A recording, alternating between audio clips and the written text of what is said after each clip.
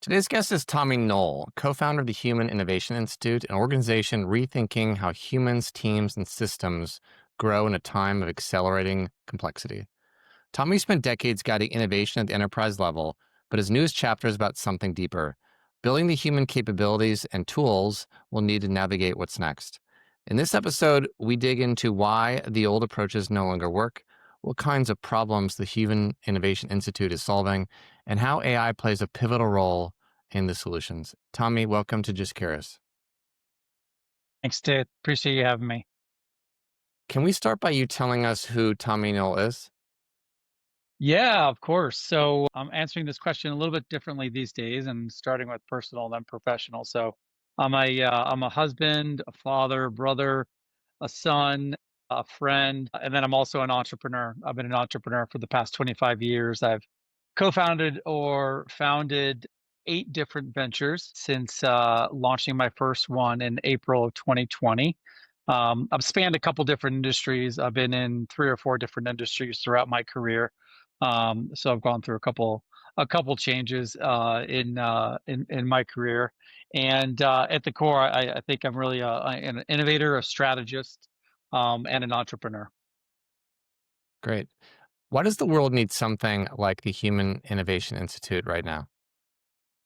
Yeah, this is a great question. Something we've been asking and answering ourselves, my co-founder and I, for about the past 9 months. And so I think we found ourselves in a particularly interesting moment in history. I think in the media we might hear this as different things, either the Great Reset, kind of coined by the World Economic Forum, Strauss and Howe talk about it as the fourth turning. At the Human Innovation Institute, we frame it as the Great Transition. And this essentially boils that down to a number of different drifts or pressures in the world across a bunch of different domains. We focus on 5 different domains in our work: economic, technological, demographic, and political, as well as cultural.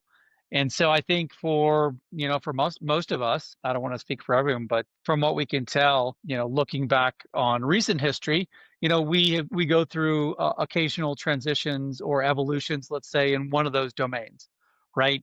And varying degrees of change. But right now, what we're witnessing is some pretty radical change across all those spectrums.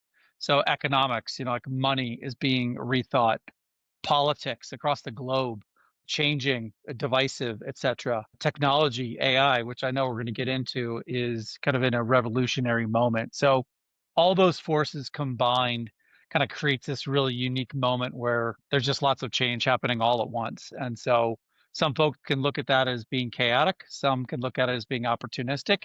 We look at it as both. And so we believe that because of this kind of this moment, this great transition requires a bit of a different skill set. And we're looking to help folks navigate or lead through what we're calling this great transition through the new and novel discipline that we're creating called human innovation. Yeah.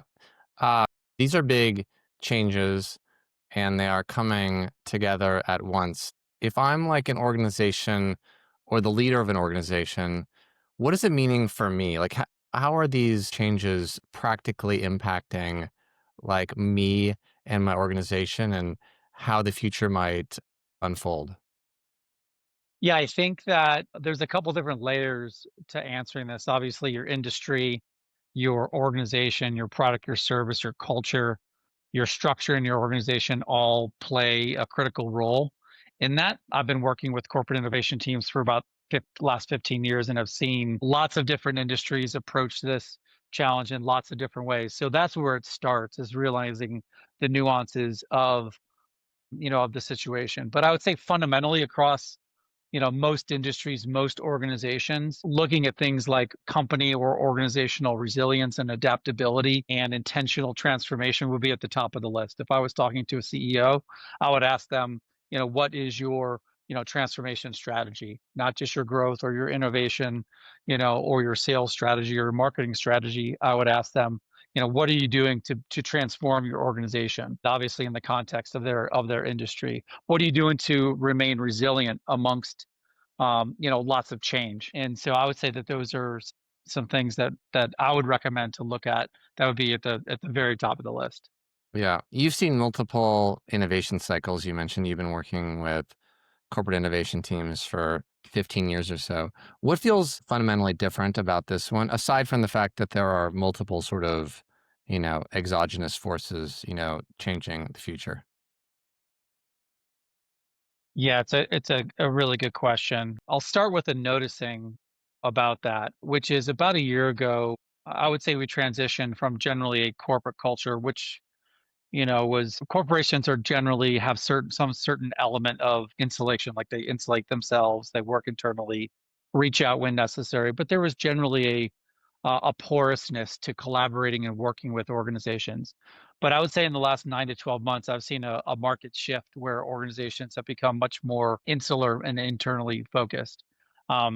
This might just be like U.S. corporations. I've seen this around the world, but certainly within the U.S., I've seen organizations really go internally, and I think it directly correlates to what we just talked about regarding kind of this moment we're in. They're really trying to figure out what to do and how to evolve through this. I look at through the lens of corporate innovation and growth and transformation and resilience. That's really my lens across lots of different organizations and multiple industries. And I'd say that they are all facing these similar challenges, right? AI is playing a humongous role in the rethinking, let's say, of systems and processes and culture as well. So getting back to that core element of technology, it's playing a really big role. I think there's a lot of probably more fear than there is like an embracing of it. But I would say we're definitely in a transformational moment for organizations, much like we're seeing governments, economics, politics kind of going through those same transformations. That's happening at the organizational level as well.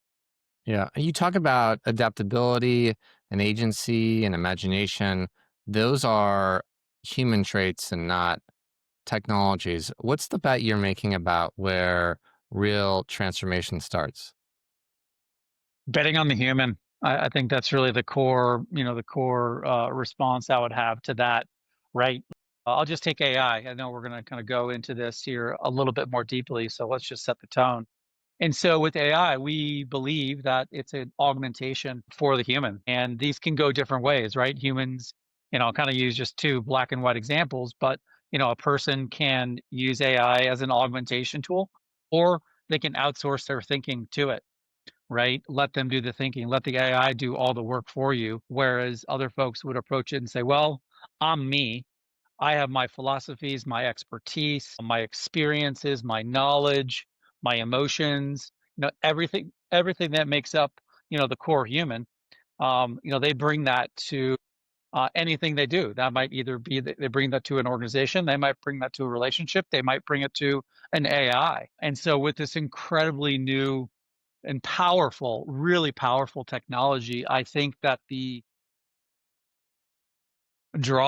I think that the temptation would be to maybe outsource, much of your thinking on cognition to an AI. And so we want to go in the opposite direction. We want to train people with things like agency and creativity and self-authorship and to really stand in who they are and who they're becoming and use anything external, whether that's an AI, politics, economics, whatever, all from the basis of the human, all from the perspective of the individual. And that's the work that we want to do is bolster the human amidst these really powerful tools. Yeah, I think now would be a good time to introduce what is the Human Innovation Institute and what is your approach to helping humans and leaders like navigate what is a uncertain future. Yeah, our mission is pretty simple. We're here to help individuals, teams, organizations, and even systems themselves transform with intention, right? And so each one of those words has a fair bit of meaning and depth, but I'll just focus really on the transform with intention component of this. And so transformation is really critical. Seeding this inside of the great transformation, inside of this historical moment is really important. I don't want to say we're required to change, but I would say that we're certainly as humans compelled to change in this particular moment. I mean, change is a constant, right? The only thing we can depend on is change, right? These cliches that I think are really important right now. And so this is through our lens kind of an evolutionary moment in civilization, in humanity, where transformation, I'll say it a different way. Those who transform will be better positioned and increase their survival odds if they are able to adapt in this environment. And so we want to do that with intention as well.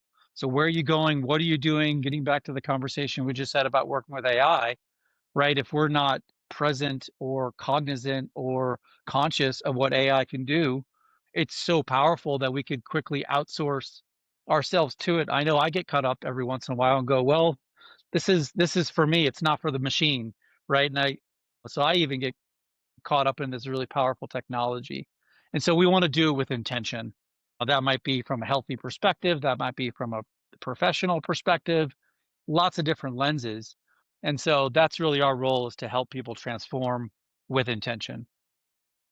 At the Institute, you built entirely new IP and tools. Can you walk through what problems they're designed to solve?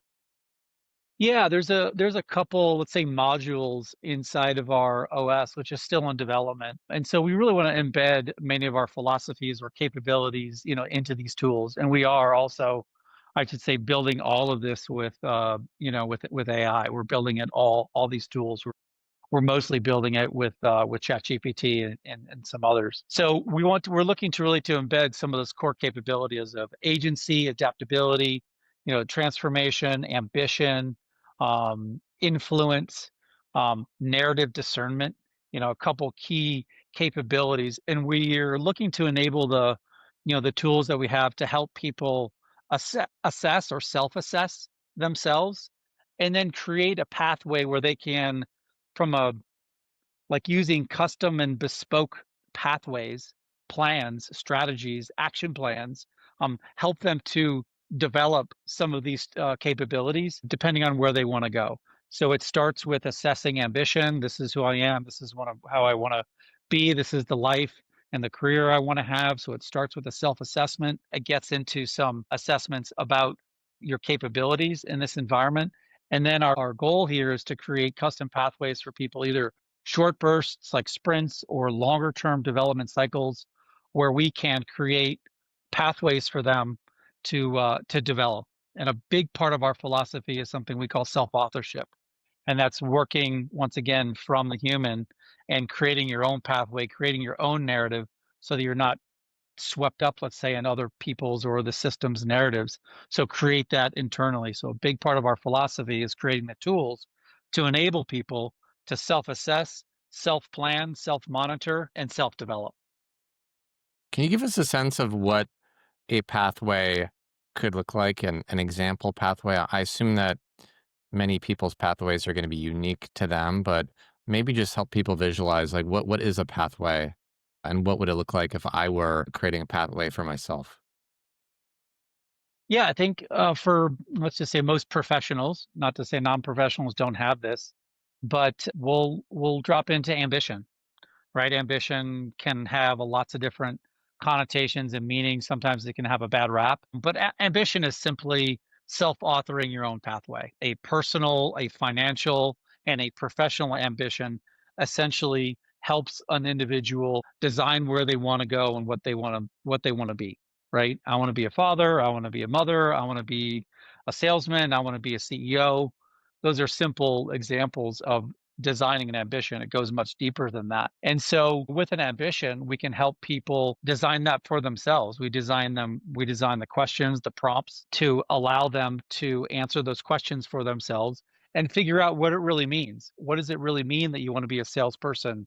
What does it really mean that you want to be CEO? Okay, well, if I say I want to be CEO, this means I'm quitting or not going to do a bunch of other things, and you're on a pathway. And so it allows us to work with our clients and our members to better help them understand themselves, and then create, let's say in this particular case, an ambition that would then have them walk their own pathway and kind of design their own life. So ambition, I think, is a good example there. Yeah. How did AI shape the design of these tools? Were they part of the thinking from day one?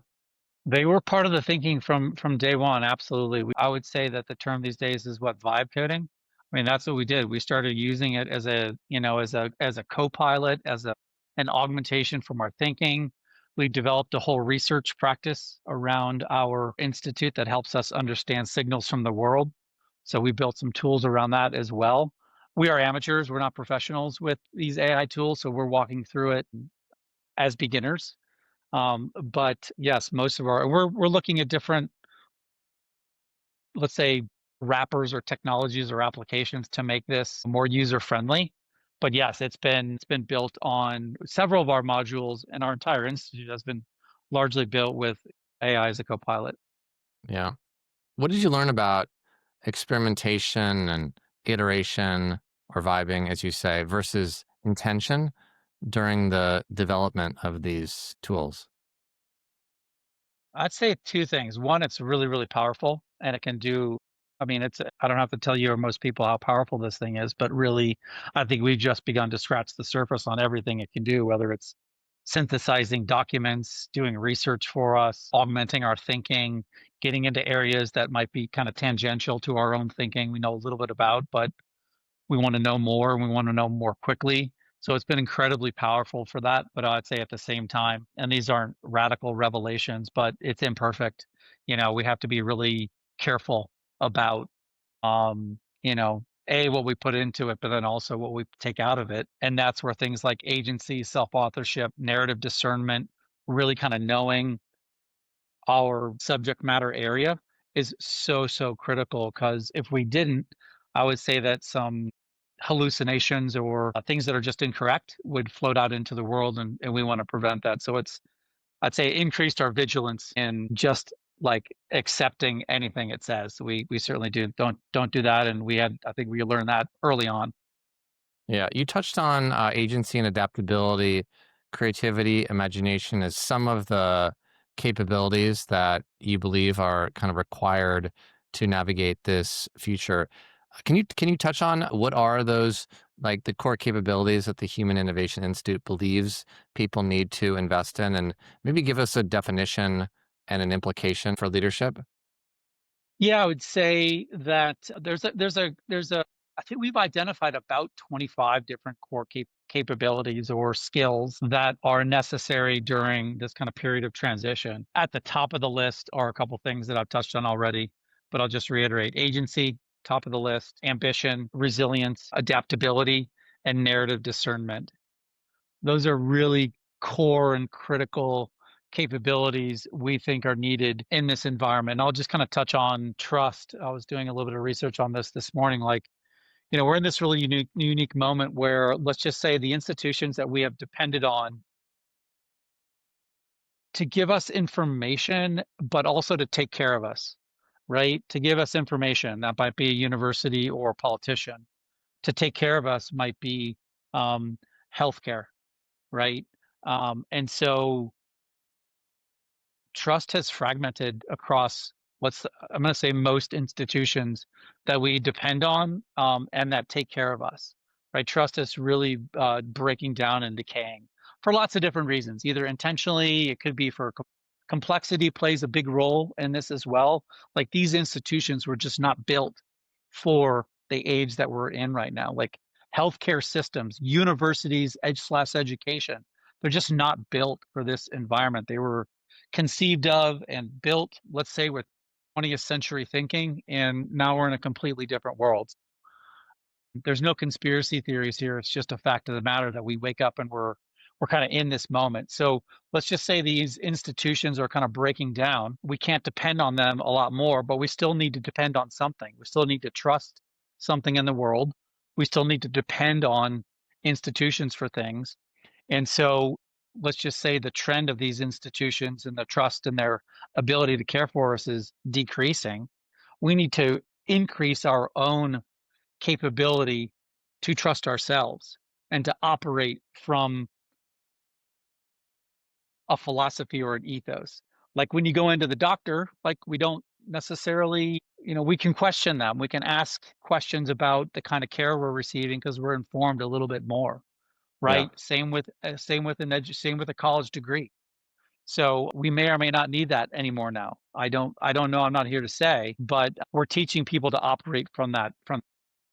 Yeah. Of the capabilities, the 25 capabilities, what's the most underrated capability leaders need to develop today to stay relevant tomorrow? I'd say it's really hard to kind of define one, but I would say that it would be the skill, the capability, and the leadership to transform, to change. And it's not just like change for change sake. It's like this is a different level of change that we believe is required in this particular moment. It's a level up from, let's say, our baseline, right? That humans are. So it's kind of a level up. It's got to be more intentional. It's got to be more skillful, more sophisticated, more modern. But I would say the ability to intentionally transform. This is where I am. This is where I'm going. This is how I'm going to get there. This is the environment that I'm operating in, right? How do you get across the snake pit? And so I think that capability to transform with intention, grow with intention, mature, evolve with intention is absolutely top of the list. Yeah.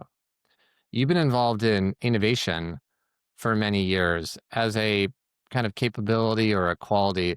How do you define like innovation and how should one think about building it in their own kind of real world systems to, create value in the future? Yeah, it's interesting. I mean, innovation really is no big deal. It's not a big deal. I think that there's a bit of, as my kids would say, that it's a little bit hyped.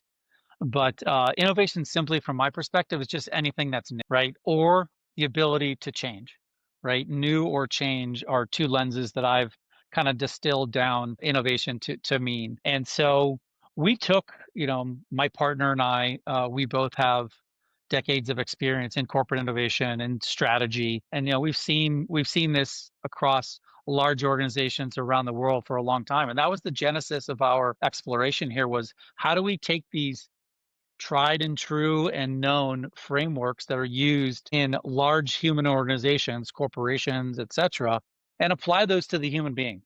So that was the genesis like that was the original prompt that started this conversation that turned into our institute. And then we merged that with, let's say, personal development, psychology, and some other frameworks as well to create this new and novel discipline that we're calling human innovation. And so we're blending the two of those right now so that they can be applied to a human. So a human can be, let's just say, more dynamic, right? They can transform with intention. That's what we want to do right now is provide those tools, those frameworks, those mindsets, that are a blend of, let's say, corporate and personal into a singular body that do allow people to transform with intention. So that's our work. And for leaders who know change is coming but feel overwhelmed, where should they start? Mm, Harder question to answer. I don't mean to be flip, but I would just say start, right?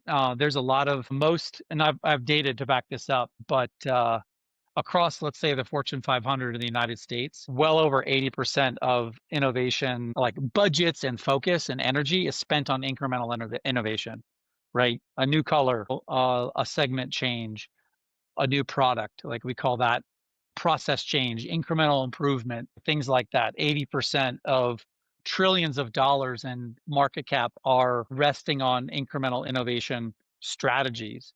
And so that to me is a big red flag.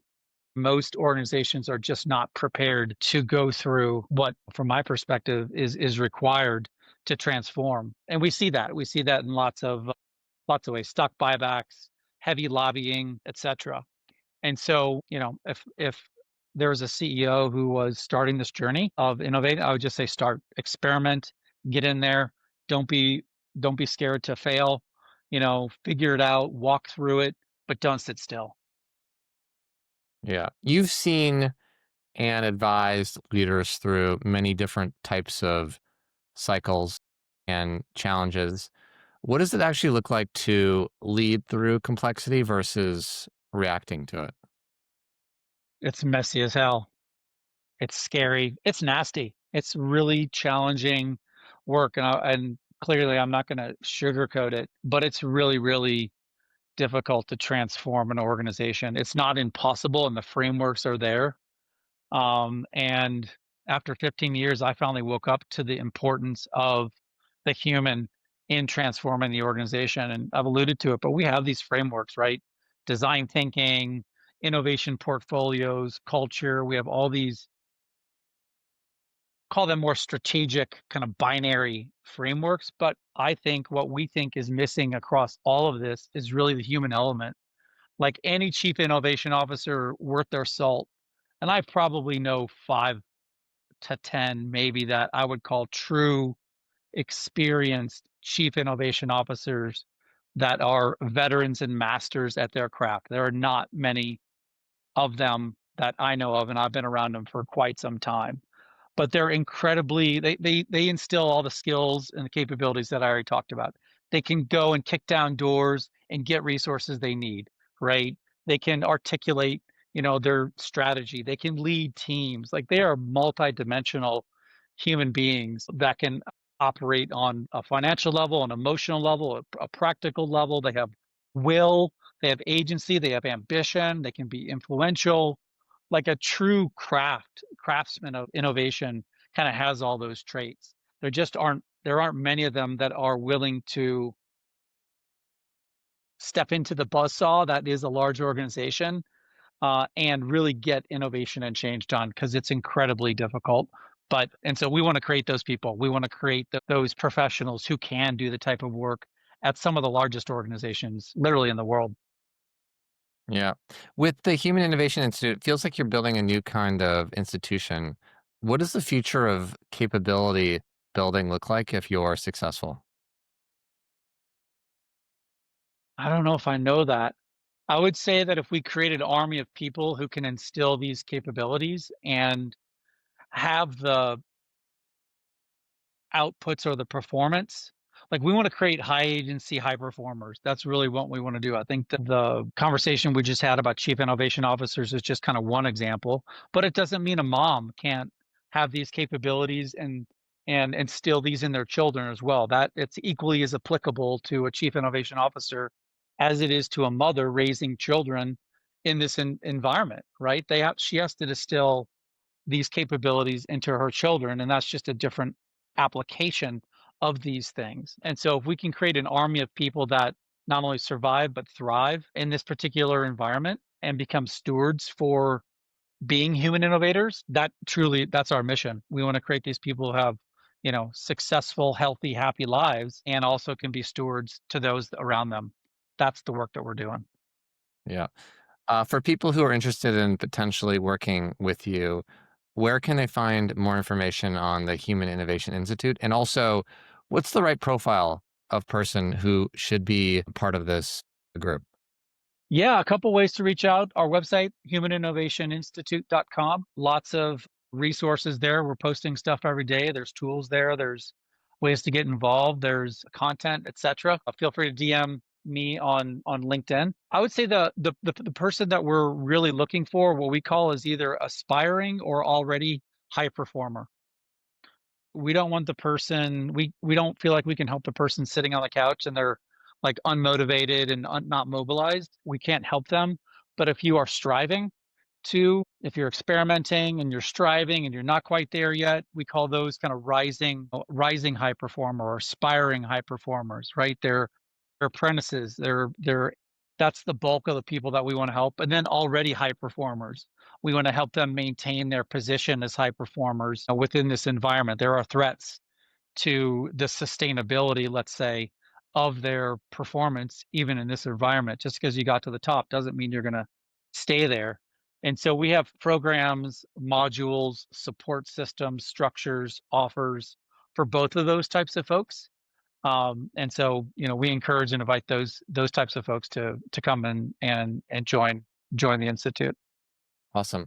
Tommy, I really appreciate you coming by. Just curious and sharing more about what you're doing with the Human Innovation Institute. Dude, it's great chat. Thanks for having me. I appreciate it.